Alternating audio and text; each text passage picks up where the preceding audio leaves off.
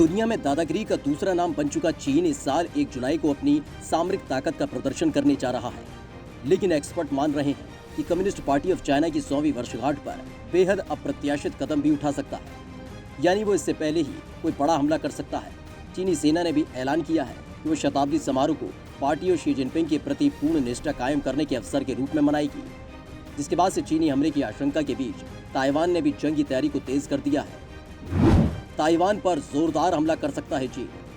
Taiwan को चीन के अधीन करना चीनी पोलित ब्यूरो के देशभक्ति समारोह के मुख्य मुद्दों में से एक माना जाता है।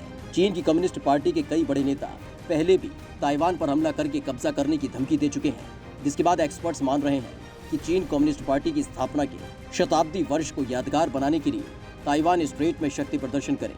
इस दौरान चीन जानबूझकर ताइवान के साथ युद्ध मोल ले सकता है, क्योंकि उसे विश्वास है कि वो इस द्वीप पर आसानी से कब्जा जमा सकता है। शी जिनपिंग भी चीन के पहले के राष्ट्रपतियों की तुलना में ज्यादा जोखिम लेने वाले राजनेता हैं। ऐसे में संभावना है कि चीन कभी भी ताइवान पर हमला कर सकता है। हालांकि इस काम में चीन के सामने सबसे बड़ा रोड़ा अमेरिका है। जो बाइडेन ने अमेरिका का राष्ट्रपति बनने के बाद ऐलान किया था कि उनका प्रशासन पूरी तरह से ताइवान के साथ है। यही कारण है कि अमेरिका के कई वरिष्ठ नेताओं ने कुछ दिन पहले ही ताइपे का दौरा किया था। अमेरिका के दबाव में शी जिनपिंग शायद ही ताइवान पर हमला करने का आदेश दे, क्योंकि उन्हें पता है कि अगर अमेरिकी सेना इस युद्ध में शामिल होती है तो उसका परिणाम कुछ और हो सकता है। चीन के साथ युद्ध के लिए तैयार है ताइवान। चीन के साथ बढ़ते तनाव को देखते हुए ताइवान ने भी जंग के हालात से निपटने के लिए कमर कस ली है। ताइवान के विदेश मंत्री जोसेफ वू ने चीन को चेतावनी देते हुए कहा कि हम बिना किसी सवाल के खुद का बचाव करने के लिए तैयार हैं, और अगर हमें युद्ध लड़ने की जरूरत है तो हम आखिरी सांस तक लड़ेंगे। उन्होंने ये भी कहा कि अगर आखिरी तक हमें खुद के लोगों की रक्षा करनी पड़े तो हम उससे भी पीछे नहीं हटेंगे। ताइवानी विदेश मंत्री के इसी बयान से चीन चिढ़ा हुआ है।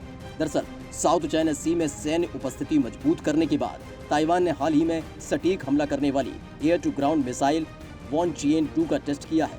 ये मिसाइल इतनी खतरनाक है कि 400 किलोमीटर दूर तैनात चीन के टैंक, तोप, आर्मी बेस और हथियार डिपो को पल भर में बर्बाद कर सकती है। हवाई टेस्ट के सफलतापूर्वक खत्म होने के बाद इस मिसाइल के एक छोटे बैच को बनाने की तैयारी भी शुरू की गई है। उधर चीन ने भी ताइवान की बढ़ती ताकत को काउंटर करने के लिए साउथ चाइना सी में तैनात अपने दक्षिण थिएटर कमांड को लगातार युद्धाभ्यास जारी रखने का निर्देश दिया है। चीन का दुश्मन नंबर 1 है ताइवान। 1949 में माओ त्से-तुंग के नेतृत्व में कम्युनिस्ट पार्टी ने चियांग काई शेक के नेतृत्व वाली कामिंगतांग सरकार का तख्ता पलट कर दिया था, जिसके बाद चियांग काई शेक ने ताइवान द्वीप में जाकर अपनी सरकार का गठन किया। उस समय कम्युनिस्ट पार्टी के पास मजबूत नौसेना नहीं थी, इसलिए उन्होंने समुद्र पार कर इस द्वीप पर अधिकार नहीं किया। तब से ताइवान खुद को रिपब्लिक ऑफ चाइना मानता है।